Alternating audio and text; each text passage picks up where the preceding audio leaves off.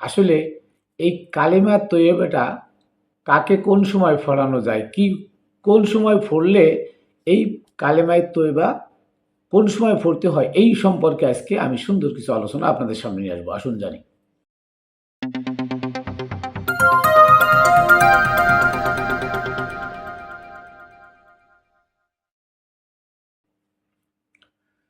বিসমিল্লাহির রহমানির রহিম। ওয়াসসালাতু ওয়াসসালামু আলা সাইয়্যিদিল মুরসালিন ওয়া আলিহি ওয়া আসহাবিহি আজমাইন।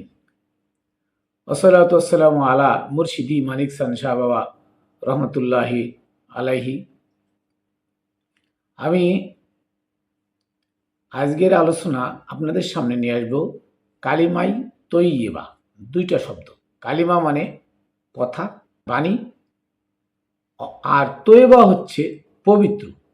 তৈয়বা মানে পবিত্র, তার মানে পবিত্র বাণী। এই পবিত্র বাণীটা কি? লা ইলাহা ইল্লাল্লাহ মুহাম্মাদুর রাসূলুল্লাহ সাল্লাল্লাহু আলাইহি সাল্লাম।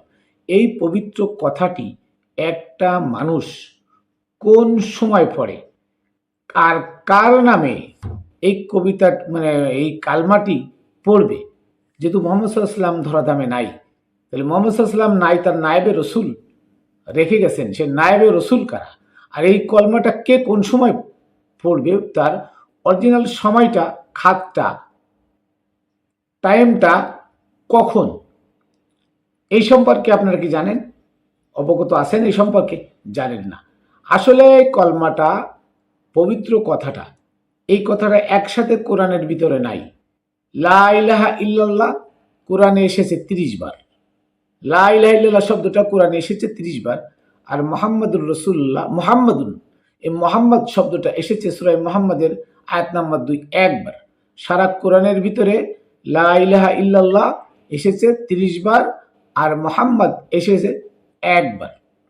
আসুন আগে এইটা দেখাই যে সূরা মুহাম্মদ 2 নম্বর আয়াত, 47 নম্বর সূরা 2 নম্বর আয়াত, আল্লাযীনা আমানু ওয়া আমিলুস সলিহাত, যারা ঈমান আনলো, সৎ কাজ করলো, আমানু বিমা উনজিলা আলা মুহাম্মদ, আর যে মুহাম্মাদের উপরে যা নাজিল হয়েছে তার উপর ঈমান আনলো, ওয়া হুয়াল হাক্কু মির রাব্বিহিম, এরাই হচ্ছেন আল্লাহর পক্ষ থেকে সৎ এবং সত্য। এখন যে কি বলছেন আল্লাহ তাআলা, ঈমান যারা আনলো, সৎ কাজ করলো এবং মুহাম্মাদের পরে নাজিলকৃত যে গ্রন্থ আছে সে গ্রন্থের উপর ঈমান এনেছে, তারাই সৎ পথে আছে। এবং মুহাম্মদ সাল্লাল্লাহু আলাইহি ওয়াসাল্লামের পরে গ্রন্থ, কোন গ্রন্থ নাজিল হয়েছে সেটা আমরা সবাই জানি। এই গ্রন্থের উপরে ঈমান আনা মানে গ্রন্থের কিছু মানব কিছু মানব না, এটা নয়। গ্রন্থে যা আছে আমি পূর্ণাঙ্গ রূপে সেটা কি করব, মানব, এটার নাম মানা। আর কিছু মানব কিছু মানার নাম কুফরি করা, মুনাফিকি করা। এবার আমি আপনার সংক্ষেপে সংক্ষেপে মনে করেন যে আমি দেখাইতে চাই আপনাদের সামনে, যে দেখেন যে 29টা সূরার ভিতরে লা ইলাহা ইল্লাল্লাহ এই শব্দটি এসেছে 30 বার। যেমন সূরা বাকারার ভিতরে এসেছে 163 ও 255 নম্বর আয়াতে, সূরা আল ইমরানে এসেছে 2, 6 ও 18 নম্বর আয়াতে, আচ্ছা সূরা নিসা এসেছে 87 নম্বর আয়াতে, সূরা আনাম এসেছে 102 ও 106 নম্বর আয়াতে, সূরা আরাফ এসেছে 158 নম্বর আয়াতে, সূরা তওবা এসেছে 31 ও 129 নম্বর আয়াতে, সূরা হুদ এসেছে 14 নম্বর আয়াতে, সূরা রাদ এসেছে 30 নম্বর আয়াতে, সূরা তাহা এসেছে 8 নম্বর ও 98 নম্বর আয়াতে, সূরা মুমিন এসেছে 116 নম্বর আয়াতে, সূরা নাম এসেছে 26 নম্বর আয়াতে, সূরা কাসাস এসেছে 70 এবং 88 নম্বর আয়াতে, সূরা ফাতির এসেছে 3 নম্বর আয়াতে, আচ্ছা সূরা জুমার এসেছে 6 নম্বর আয়াতে, সূরা গাফির এসেছে 3, 62 ও 65 নম্বর আয়াতে, সূরা দুখান এসেছে 8 নম্বর আয়াতে, সূরা হাসর 22 ও 23 নম্বর আয়াতে, সূরা তাগাবুন 13 নম্বর আয়াতে, সূরা মুজাম্মিল 9 নম্বর আয়াতে, 9 নম্বর আয়াতে। এবার এভাবে মনে করেন যে আপনার লা ইলাহা ইল্লাল্লাহ শব্দটি কোরআনে এসেছে 30 বার 29টা আয়াতে। এখন একসঙ্গে কিন্তু লা ইলাহা ইল্লাল্লাহ মুহাম্মাদুর রাসূলুল্লাহ একসঙ্গে আসে না। এবার আসুন এই প্রবাদটা, এই পবিত্র বাণীটা কোন সময় আমাদের তেলাওয়াত করা উচিত, কোন সময় কে পড়বে এবং সে পড়লে আত্মসমর্পণকারী হবে। এমনি একজন হিন্দুরে এই আয়াতটা পড়াইলেন, লা ইলাহা ইল্লাল্লাহ মুহাম্মাদুর রাসূলুল্লাহ, এই কলমাটা পড়ায় কি করলেন, বুঝালেন তারা যে তুমি আমার মুসলমান বানানো হয়েছে। আসলে এই কলমা হিন্দু, বৌদ্ধ, খ্রিস্টান, মুসলমান, ইহুদি, নাসারা, মুসলমানেরও পড়তে হয়, হিন্দুরা, খ্রিস্টান, ইহুদি, নাসারা পড়লে সে ধর্মান্তরিত হয় না। এই কলমাটার এমন একটা রহস্য আছে যে রহস্যটা আজও কোনো মোল্লা মুন্সি প্রকাশ করে না। সবাই শুধু এটাকে গোপন করে যায়, কারণ তাদের ধর্ম ব্যবসা বন্ধ হয়ে যাবে।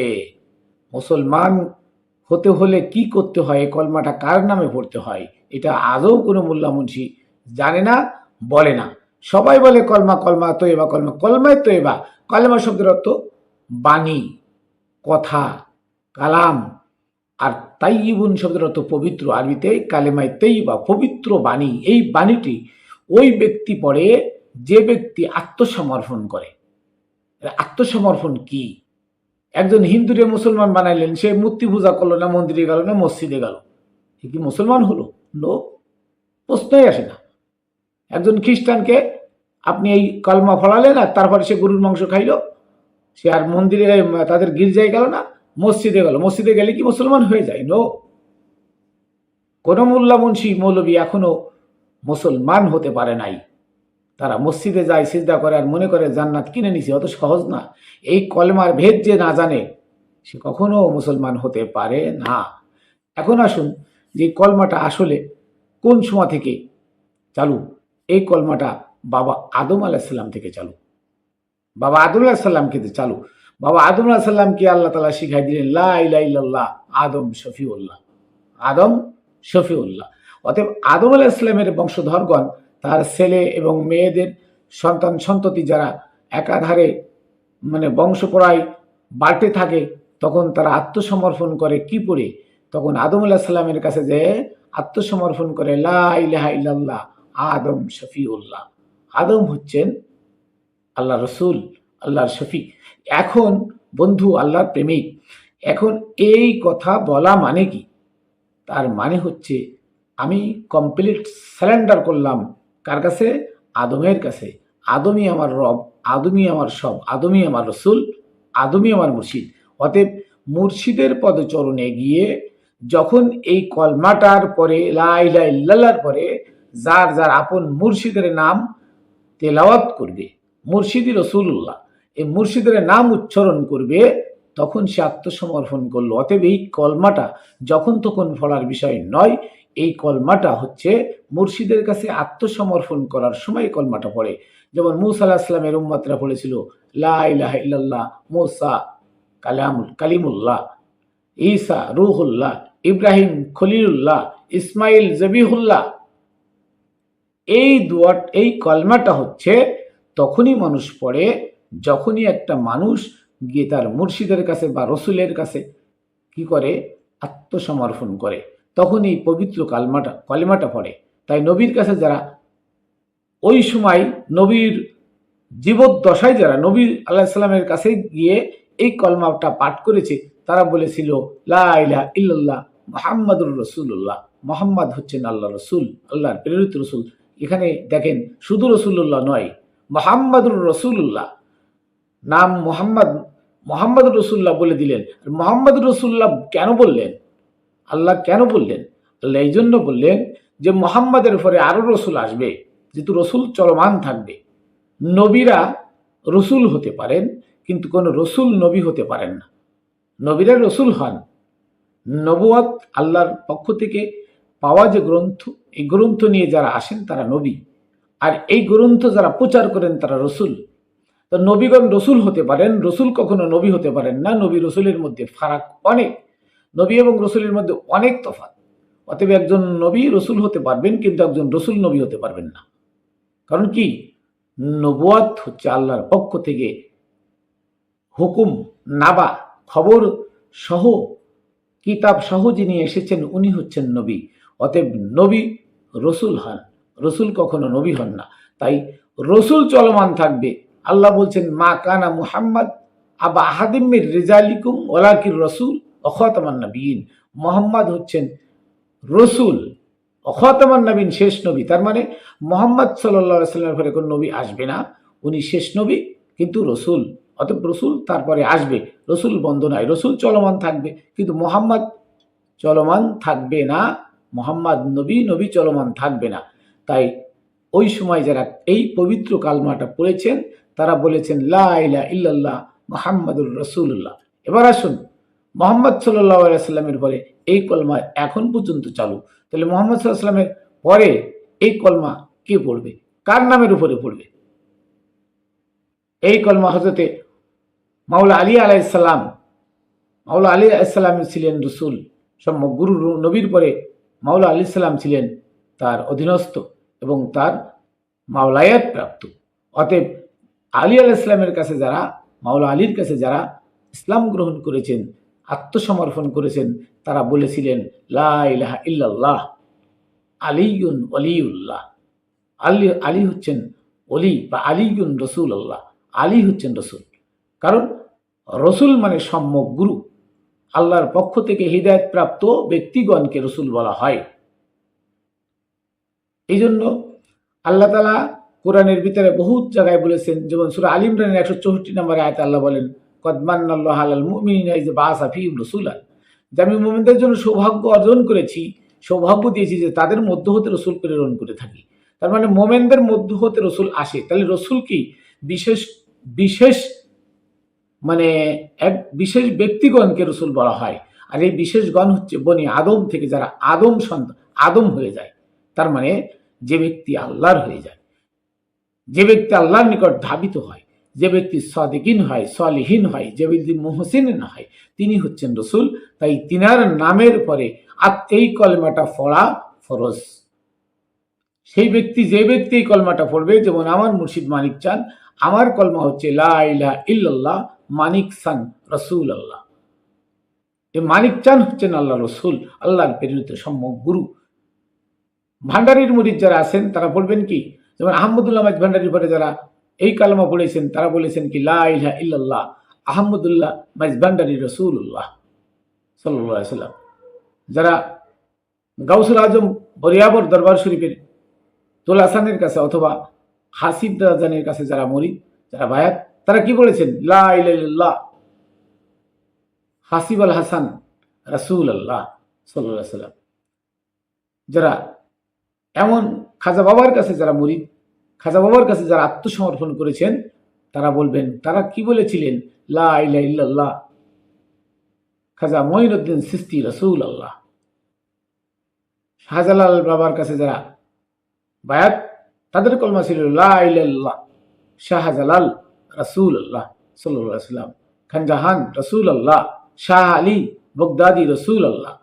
অতএব এই কলমাটা তাদের জন্য ফরজ যারা আত্মসমর্পণ করতে গিয়ে মুর্শিদের পদচরণে পড়ে নিজেকে বিক্রয় করে দিয়ে এই কলমা পড়েছেন, তারা হলেন মুসলমান। অনর্থক এই ধর্ম ব্যবসায়ী মোল্লারা আপনারা এই কলমা পড়ায় হিন্দুরে মুসলমান বানান, নাউজুবিল্লাহ। ও তো মুসলমান নয়, ওরা হিন্দু। মুসলমান হতে কারো ধর্ম পরিবর্তন করা লাগে না, কোনো ধর্মান্তরিত হওয়া লাগে না। হিন্দু ধর্মের মধ্যে সাধক আছেন যারা আল্লাহকে পেয়ে গেছেন, তারা তার কাছে গিয়ে বলেন লা ইলাহা ইল্লাল্লাহ লোকনাথ বাবা রাসূলুল্লাহ। এটাই হচ্ছে কলমা। কালেমা শব্দের অর্থ কালেমায়ে তৈয়বা, পবিত্র কালাম। এই পবিত্র কথা, পবিত্র বাণী, এই পবিত্র বাণী কোরআন শরীফে 30 বার এসেছে লা ইলাহা ইল্লাল্লাহ। শুধু একমাত্র সূরা মুহাম্মাদের মধ্যে এসেছে মুহাম্মদ রাসূলুল্লাহ, মুহাম্মদ, শুধু মুহাম্মদ রাসূলুল্লাহ। রাসূল তো অনেক জায়গায় আসছে, মুহাম্মদ এসেছে শুধু একবার। অতএব মুহাম্মদ সাল্লাল্লাহু আলাইহি ওয়াসাল্লাম থাকাকালীন তার কাছে আত্মসমর্পণকারীরা বলেছেন লা ইলাহা ইল্লাল্লাহ মুহাম্মাদুর রাসূলুল্লাহ। মুহাম্মদ সাল্লাল্লাহু আলাইহি ওয়াসাল্লাম হচ্ছেন আল্লাহর রাসূল। আর তারপরে যারা আছেন তাদের নামের উপরে প্রত্যেক ভাষাভাষী, প্রত্যেক জাতির মধ্যে যারাই সম্যক গুরু, ওই সম্যক গুরুগণের সামনে গিয়ে আপনি যখন কালেমা পড়বেন, সে কালেমাটা হবে আপনার সম্যক গুরু রাসূলুল্লাহ, তার নাম নিয়ে। এটাই হচ্ছে কালেমার ভেদ। অথচ আজকে দেখি সমাজে মোল্লারা লাখ লাখ মানুষের মধ্যে 10 জন ধরে নিয়ে এসে বানায় টাকা দিয়ে, কয় তুই হিন্দু মুসলমান হয়েছিস, আমার কাছে এই কথা বলবি, বললে আমাদের কি ক্রেডিট বাড়বে? আসে কি কয় যে আমি মুসলমান হব, আমার মুসলমান বানাই দেন।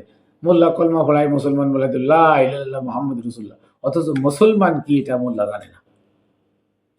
মুসলমান শব্দের অর্থ হলো complete surrender of Allah, complete surrender of Allah, একদম পরিপূর্ণভাবে আত্মসমর্পণ করার নাম হলো মুসলমান। এই আল্লাহ কোথায়? আল্লাহ কোরআনের মধ্যে 100টার উপরে আয়াত আছে। আল্লাহ দৃশ্যমান, আল্লাহ দেখা যায়, আল্লাহর চোখ আছে, আল্লাহর কান আছে, আল্লাহর নাক আছে, আল্লাহর জিহ্বা আছে, আল্লাহর কণ্ঠ আছে, আল্লাহর মাথা আছে, আল্লাহর হাত আছে, আল্লাহর পা আছে, আল্লাহর কান আছে। তাহলে আল্লাহ অদৃশ্য, গায়েব আল্লাহ, নিরাকার আল্লাহ ভাইলেন কোথায়? তার মানে হচ্ছেন যিনি মুর্শিদ তিনি রসুল, তিনিই আল্লাহ।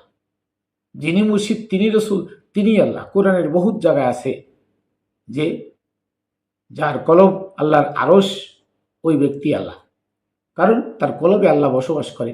অতএব যার কলবে আল্লাহ থাকেন তিনিই তো আল্লাহ। জিন আমাদের উপরে ভর করলে, আমাদের হাত যদি জিনের হাত হয়, আমাদের কণ্ঠ জিনের কণ্ঠ হয়, আমাদের চোখ, কান, নাক, মাথা, পুরো শরীর যদি জিনের হয়ে যায়, তাহলে রাজাদিরাজ মহারাজ যিনি, তিনি আমার অন্তরে এসে বসলে আমি কেন আল্লাহ হতে পারি না? এই থিমটা আপনাদের ভিতরে নাই কেন? আর এটা শোনার সঙ্গে সঙ্গে আমাকে ফতোয়া দিবেন মাইনুল কবির কাফের হয়ে গেছে, নাউজুবিল্লাহ। অথচ গোপন ভেদগুলো আপনারা বোঝেন না। এ কলেমার ভেদ যে না জানে, কলমা তার জন্য নয়। যে ব্যক্তি কলমার ভেদ জানে সেই ব্যক্তির কাছে কলমা, আর যে ভেদ না জানে তার কাছে কলমা নয়। এটা একটা বাণী মাত্র। অধিক কলমার ভেদ হচ্ছে আপনি আপনার মুর্শিদের কাছে গিয়ে এই কলমা পড়লে আপনি আত্মসমর্পণকারী হলেন। আপনার মুর্শিদ রাসূলুল্লাহর কাছে গিয়ে এই কলমা পড়ে মুসলমান হতে পারেন, অন্যথায় এই কলমা পড়ে সারা দিন পড়লে কিচ্ছু হবে না। দেখেন সর্বনার ফাটিকে লা ইলাহা ইল্লাল্লাহ, আবার কতক্ষণ পরে লা ইলাহা ইল্লাল্লাহু মুহাম্মাদুর রাসূলুল্লাহ। আরে মুহাম্মদ সাল্লাল্লাহু আলাইহি ওয়াসাল্লাম তো আল্লাহ রসুল ছিল, উনি তো বর্তমানে নাই। উনি তো মাওলায়াত দিয়ে গেলেন মাওলা আলীকে, মাওলা আলী দিলেন 6 জনকে, সে 6 জনই রাসূলুল্লাহ। মাওলা আলীর বংশধর তারা রাসূলুল্লাহ, সৈয়দ তারা রাসূলুল্লাহ। আপনি তাদের উপরে কলমা পড়েন, তাদের কাছে বায়াত নেন, তাদের উপরে কলমা পড়েন, তাদের নামে কলমা পড়লে আপনি মুসলমান। অন্যথায় আপনার মুসলমান হওয়ার মধ্যে কোনো নিশানা চিহ্নগন্ধ আমি এই কলমা পড়ার দ্বারা পাই না। এই কলমা এমন একটি পবিত্র কালাম যা একমাত্র ওই ব্যক্তি বোঝে যে তার মুর্শিদের কাছে গিয়ে তার মুর্শিদের নাম ধরে বলে লা ইলাহা ইল্লাল্লাহ, হে আল্লাহ ছাড়া আর কোনো মাবুদ নাই, আমার মুর্শিদ হচ্ছেন আল্লাহ রাসূল, আমি তার কাছে আত্মসমর্পণ করলাম। এই কলমা তার জন্য। ওই লোকই বেদ বাতেন বুঝে কলমা পড়ল, আর এই কলমা পড়লে সেই হলো মুসলমান, সেই প্রকৃত মুসলমান, সেই হতে পারে মোমেন। কারণ ইমানদার মোমেন না হবেন তো আল্লাহ তাকে মৃত্যুবরণ করতে নিষেধ করেছেন। কলমা পড়ে মরলে জান্নাত পাবে, এটা আপনি পাইলেন কোথায়? তাহলে আল্লাহ সূরা বাকারা 108 নম্বর আয়াতে বলতেন না, উদখুলু ফিস সিলমি কাফা, ইয়া আইয়ুহাল্লাযিনা আমানু উদখুলু ফিস সিলমি কাফা, পরিপূর্ণ ইসলামের মধ্যে ঢোকো। এই পরিপূর্ণ ইসলামের মধ্যে ঢুকতে হলে এই কলমাটা তারই জন্য প্রযোজ্য। এই কলমাটা ওই সময় পড়বে যখন তার মুর্শিদের পদচরণে গিয়ে সে সিজদা দিবে, তখন বলবে লা ইলাহা ইল্লাল্লাহ। মানিক চাঁদ শাহ রহমতুল্লাহ আলাই রাসূল আল্লাহ, আমার বাবা মানিক চাঁদি আল্লাহ রসুল। এই কথা যখনই বললাম, সাথে সাথে ইবলিস শয়তান আমার থেকে যোজন যোজন মাইল দূরে চলে যাবে তার ষড়রিপু নিয়ে। ওই ষড়রিপু আমাকে আর ধোঁকা দিতে পারবে না, কারণ আমি কলমার ভেদ বাতেন জেনে আমি কি করেছি, কলমা পড়েছি। তো এই কলমার ভেদ বাতেন সম্পর্কে আমার ভাই, শ্রদ্ধেয় ভাই আমার এই কথা শুনলে তাকে আমি অভিনন্দন জানাই। উনি আমাকে বারবার অনুরোধ করেছেন যে মাইনুল কবির ভাই, আপনি কলেমায়ে তাইয়্যিবা, এই কলেমায়ে তাইয়্যিবার মূল ভেদ বাতেন নিয়ে আপনি কিছু কথা বলেন। তো আমি আমার মুর্শিদের হুকুমের সত্য কথাগুলো বলি, তাই এই কলেমার ভেদ বাতেন হিসেবে আপনাদের কাছে আজকে তুলে ধরলাম যে কলমা না জানিয়া কলমার ভেদ বাতেন কলমা তুমি পড়লে কেন? না জানিয়া কলমার ভেদ বাতেন কলমা তুমি পড়লে কেন? পড়ে কি লাভ? হিন্দু ধরে ধরে এনে কলমা পড়াই দিলেন আর মুসলমান হয়ে গেল। মুসলমান কি সহজ কথা? মুসলমান আত্মসমর্পণ করা, আত্মসমর্পণ কার কাছে করতে বলছে? ইত্তাবি সাবিলা মানে আনাবা ইলাইয়া, ওই সমস্ত লোকের কাছে তুমি আত্মসমর্পণ করো, বা ওই সমস্ত লোকের দেখানো পথে চলো যারা আমার নিকট ধাবিত হয়ে গেছে। তার মানে আল্লাহর সাথে, আল্লাহর জাতের সাথে যিনি মিশে গেছেন, যিনি একাকার হয়ে এক আল্লাহই পরিণত হয়ে গেছেন, ওই ব্যক্তির কাছে গিয়ে নাই কলমাটা পড়বেন। আপনি একটা হিন্দু ধরে নেব, তাহলে কলমা ভোলাই, জোর করে কলমা ভোলাই করলেন, মুসলমান হয়ে গেছে, নাউজুবিল্লাহ। সে কিছু হয় নাই, সে যেমন ছিল তেমন। আপনি মুসলমানের ঘরে হয়ে আপনি কি কলমা পড়েছেন এই ভেদ বাতেন জেনে? পড়েন নাই, তা আপনিও তো মুসলমান না। তা আপনি আর একটা হিন্দুরে দৌড়িয়ে এনে তাদের কলমা ভোলাইলেন, খ্রিস্টান একটা দৌড়িয়ে এনে কলমা ভোলাইলেন, সে মুসলমান হয়ে গেল? হ্যাঁ, সে কি হইল? পরিবর্তন হইল। শুয়ারের মাংস খাইতো, ওইটা খাইলো না, এ নিয়ে এসে গরুর মাংস খাইলো। তো শুয়ারও তো জানোয়ার, গরুও জানোয়ার। শুয়ারের মাংস কোরআনে অবৈধ, গরুর মাংস জায়েজ। এখন সে শুয়ারের মাংস খাওয়া বাদ দিয়ে গরুর মাংস খাইলো, এতে কি ধর্মান্তরিত হয়ে গেল? না, প্রশ্নই আসে না। একটা মুসলমান রে হিন্দুরা গীতা পড়ায় ধর্মান্তরিত করে নিল, সে গরুর মাংস খাইতো, গরুর মাংস খাওয়া বাদ দিয়ে শুয়ারের মাংস খাওয়া শুরু করলো, ধর্মান্তরিত হয়ে গেল? না, এটাতে কিছু হয় না, জাতের পরিবর্তন হয় না। আদম, বনি আদমই থেকে যায়। শুধু বনি আদম হওয়ার লাইন হচ্ছে তার মুর্শিদের কাবায় গিয়ে, মুর্শিদের চরণে গিয়ে এই কলেমার ভেদ বাতেন বুঝে কলমাটা ফুড়ে মুর্শিদ কাবাই আল্লাহকে সেজদা দিয়া, তাহলে সে মুসলমান হতে পারলো। সে মুসলমান হয়ে গেল। আত্মসমর্পণ যখন করে তখন সে মুসলমান হয়ে গেল। আর মুসলমান যে হইল, ওই ব্যক্তি কলমার বেদ বাতেন জানলো, অন্যথায় কেউ কলমার বেদ বাতেন জানে না।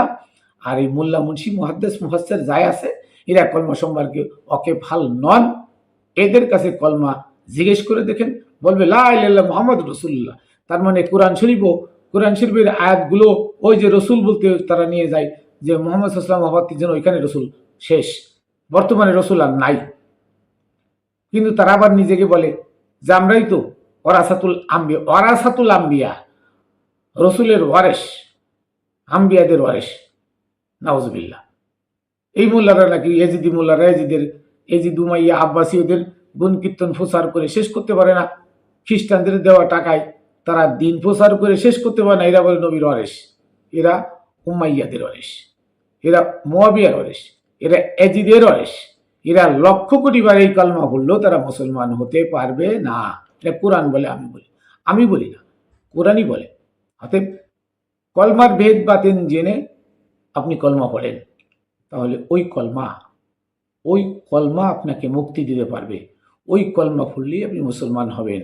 শিখরা গুরুর কাছে গিয়ে গুরুর নামের উপরে কলমা পড়েন, গুরুর নামের উপরে কলমা পড়েন, তাহলে আপনি আপনার এই কলমা ভেদ বাতেন বুঝে পড়লেন। আর এই কলমা যে পড়ে সেই প্রকৃত মুসলমান হয়। হিন্দু জ্ঞানে পড়াইলে মুসলমান হয় না, খ্রিস্টান লাইনে পড়াইলে মুসলমান হয় না। এই জন্য যুগে যুগে আদম আলাইহিস সালাম থেকে আমার নবী পর্যন্ত, আমার নবী থেকে এই পর্যন্ত এই কলমা চলমান, এবং পৃথিবীর শেষ প্রান্ত পর্যন্ত এই কলমা চলমান। এই কলমা ওই ব্যক্তি বলবে যে আত্মসমর্পণ করবে তার মুর্শিদের কাছে, তখনই এই কলমা বলবে লা ইলাহা ইল্লাল্লাহ, আমার মুর্শিদ রাসূল আল্লাহ। ওই কলমা ওই ব্যক্তির মুখে মানায়, যেহেতু পবিত্র জবানে কলমা পড়তে হয়। নাপাক জবানে কলমা বললে কলমার কোনো মূল্য নাই। এই জন্য আল্লাহ বলছেন কালিমাতুন তাইয়্যিবা, তার মানে পবিত্র কথা। কালিমাতুন তাইয়্যিবা, পবিত্র কথা, পবিত্র কথা, পবিত্র জবান, পবিত্র বাণী, পবিত্র ভাষা। এই পবিত্র ভাষা অপবিত্র মানুষের মুখে কখনো মানায় না। যারা এজিদের গুণ কীর্তন করে, এজিদের বানানো ইসলাম প্রচার করতে বেশ অভ্যস্ত, সর্বক্ষণ ব্যস্ত, তাদের মুখে এই কলমা মানায় না। এটা পবিত্র বাণী, এই পবিত্র বাণী নাফাক মুখে মানায় না। তাই পবিত্র বাণী পবিত্র মানুষের মুখে মানায়, যারা ইবলিস থেকে নিজেকে মুক্ত করতে পারলো এই কলমা মসজিদের পদচরণে পড়ে, ওই ব্যক্তিই হচ্ছে মুসলমান, ওই ব্যক্তি হচ্ছেন মোমেন। তাই বলা হয়েছে আসসালাতু মেরাজুল মুমিনিন, সালাত হচ্ছে মোমেনদের জন্য মেরাজ, কোনো ইমানদারের কথা বলা হয় নাই। আসসালাতু মেরাজুল ইমানদার, তা বলা হয় নাই। মিরাজুল আমানুদের জন্য মিরাজ না, এটা বলা হয় নাই। সালাত হচ্ছে মোমেনদের জন্য মেরাজ। তার মানে ওই আদম কাবাই, মুর্শিদ কাবাই, যিনি কলমা পড়ে আত্মসমর্পণ করে সালাত কায়েম করলো, তার সালাত আল্লাহর সাথে দিদারের সালাত, সেই ব্যক্তি হলো মুসলমান। ওই ব্যক্তি মুসলমান, কোনো মোল্লা মৌলবী মুন্সি মুহাদ্দিস মুফাসসির মুফতি নাজাত পাবে না, পাবে না, পাবে না। এই কলমার ভেদ বাতেন বোঝো। আর এই কলমার ভেদ বাতেন তারা বোঝে না, কাউকে বুঝতে দেয় না। কারণ এই কলমার ভেদ বাতেন যদি বুঝে যায় তাহলে তাদের ধর্ম ব্যবসায় আগুন লেগে যাবে, ধর্ম ব্যবসা শেষ হয়ে যাবে। শবে কদর, শবে বরাত, ঈদুল আজহা, ঈদুল ফিতর, তারাবি, এমন এমন হাজার হাজার বানানো ধর্মের নামে অধর্ম পালিত হচ্ছে। এদিকে কিছু হবে না। নবী 23 বছরের জিন্দেগিতে একটা মসজিদ বানাইলো না ধর্ম পালনের জন্য। আর নবীর ওফাতের পরে 41 হিজরি পর্যন্ত 70,000 মসজিদ হয়ে গেল মক্কা ভূমিতে। কারা বানাইলো? কি কারণে বানাইলো? নবী তো বানাইলো না, এরা বানাইলো কেন? কারণ অধর্মকে ধর্ম হিসেবে স্বীকৃতি দেওয়ার জন্য মসজিদ বানানো হয়েছিল। এবং বহুত বহুত ধর্মের নামে আজান দেওয়া মসজিদে, নামাজ পড়া মসজিদে, হ্যাঁ, এরপরে 5 ওয়াক্ত নামাজ, জামাতে পড়া নামাজ ছুটে যাবে এই ভয় মানুষকে দেওয়া, ওদিকে আপনার জান্নাতের লোভ দেখানো, হুর গেলমানের লোভ দেখানো, নামাজ না পড়লে ভয় দেখানো, এই ধরনের ইবাদত, ঈদের নামাজ, তারাবির নামাজ, এই সমস্ত কুরবানি, পশু কুরবানি, নবী জিন্দেগিতে একটা পশু হত্যা করেন নাই। আর আল্লাহর রসুল যারা সম্যক গুরুকে দেখবেন হয়তো ওরসের সময় তারা জবাই করতে হুকুম দেয়, এছাড়া কিন্তু আর পশু পাখি জবাই করতে হুকুম দেয় না অরিজিনাল আল্লাহর ওলি যারা। আপনি দেখেন, কারণ প্রত্যেক ওলি হচ্ছেন রহমাতুল্লিল আলামিন, প্রত্যেক ওলি হচ্ছেন রহমাতুল্লিল আলামিন, মানে আল্লাহর পক্ষ থেকে সারা দুনিয়ার জীবের জন্য রহমত। এই জন্য অলিরাই কলমার ভেদ বাতেন বোঝে। আর তাই অলিদের কাছে আপনি ভেদ বাতেন জেনে আপনার মুর্শিদের পদচরণে গিয়ে আপনার আমিত্বকে বিসর্জন দিয়ে এই কলমা পড়ে মুসলমান হন, তাহলে আপনি নাজাত পাবেন এহকাল পরকাল, 2 কালে নাজাত পাবেন। আর যদি আপনি এটা না করেন তাহলে আপনাকে আবার পুনর্জন্মে আসতে হবে বারবার, যতক্ষণ পর্যন্ত আপনি শুদ্ধে না যেতে পারবেন। তা আসুন, কালেমার ভেদ বাতেন আলোচনা করতে গেলে অনেক আসে, তো এত কথা আসলে বলার সময়ও না। আমি যতটুকু বলেছি তাও অনেক হয়ে গেছে। আপনারা অবশ্যই এই কলেমায়ে তৈয়ব মানে পবিত্র কথা, পবিত্র বাণী, পবিত্র ভাষা, এই পবিত্র ভাষা তখনই ব্যবহার করবেন যখন মুর্শিদের কাবায় আল্লাহকে সেজদা দিবেন, তার আগেই কথাটা ব্যবহার করে নেবেন যে আমি আল্লাহ ছাড়া আর কাউকে মানি না, আল্লাহ ছাড়া আর কাউকে মানি না, আমার মুর্শিদ হচ্ছেন সেই আল্লাহর প্রেরিত রসুল। তাহলে এই কলমাটা আপনার কি হইল? পবিত্র জবানে পাঠ করা হইল। আর এমনি সারাদিন পড়লে ওটা পবিত্র জবানে পাঠ করা হইল না। আর যারা মুর্শিদের গোলাম তারা বলতে পারেন, তারা সর্বক্ষণ জিকির ফিকিরে এই কলমাই পড়তে পারেন। যেমন আমার মুর্শিদ মানিক চান, আমি পড়তে পারি লা ইলাহা ইল্লাল্লাহ মানিক সান রাসূলুল্লাহ, লা ইলাহা ইল্লাল্লাহ মানিক সান রাসূলুল্লাহ, লা ইলাহা ইল্লাল্লাহ মানিক সান রাসূলুল্লাহ। এই কলেমাটা আমি সর্বক্ষণ আমার জবানে পড়তে পারি আমার মুর্শিদের নাম নিয়ে। এটা আমার জন্য পবিত্র, আমার জবান পবিত্র। আর যিনি এই কলমাকে মুহাম্মদ সাল্লাল্লাহু আলাইহি ওয়াসাল্লামের সাথে লাগায় পড়েন তিনি ভুল করেন, কোরআনের উল্টা দিকে চলে গেলেন। কারণ রসুল সম্যক গুরু, আর এই সম্যক গুরু বর্তমান যিনি আছেন কলমাটা তার নামে হবে।